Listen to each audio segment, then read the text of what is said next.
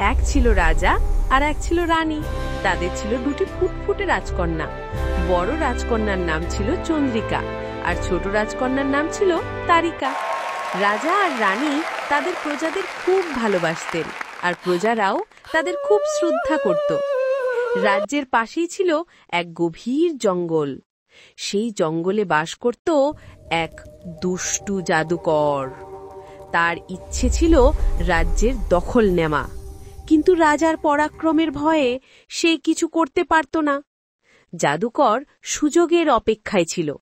একদিন রাজকন্যারা জঙ্গলের পাশে খেলছিল। হঠাৎ তারা দেখতে পেল একটি সুন্দর প্রজাপতি।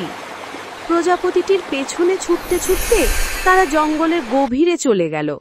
জাদুকর এই সুযোগের অপেক্ষায় ছিল। সে রাজকন্যাদের বন্দী করে ফেলল। রাজা আর রানী রাজকন্যাদের না পেয়ে খুব চিন্তিত হয়ে পড়লেন।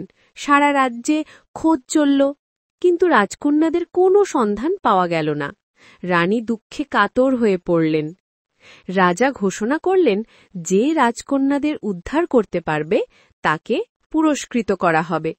রাজ্যের সমস্ত সাহসী যোদ্ধারা এগিয়ে এলো, কিন্তু কেউ জাদুকরের ডেরা খুঁজে পেল না। একদিন এক সাধারণ যুবক রাজার কাছে এলো। সে বলল, মহারাজ, আমি রাজকন্যাদের ফিরিয়ে আনব।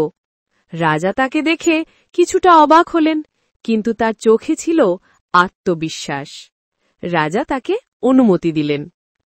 যুবকটি জঙ্গলের গভীরে প্রবেশ করল।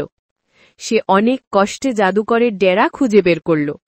জাদুকর যুবকটিকে দেখে তাকে বন্দী করার চেষ্টা করল, কিন্তু যুবকটি ছিল খুব চালাক। সে জাদুকরকে তার জাদুর ফাঁদে ফেলে দিল। যুবকটি রাজকন্যাদের উদ্ধার করল এবং তাদের নিরাপদে রাজ্যে ফিরিয়ে আনল।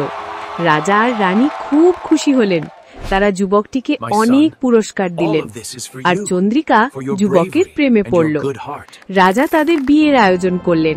ধুমধাম করে তাদের বিয়ে হল। যুবকটি রাজ্যের ভবিষ্যৎ রাজা হল। তারা সুখে শান্তিতে বসবাস করতে লাগলো।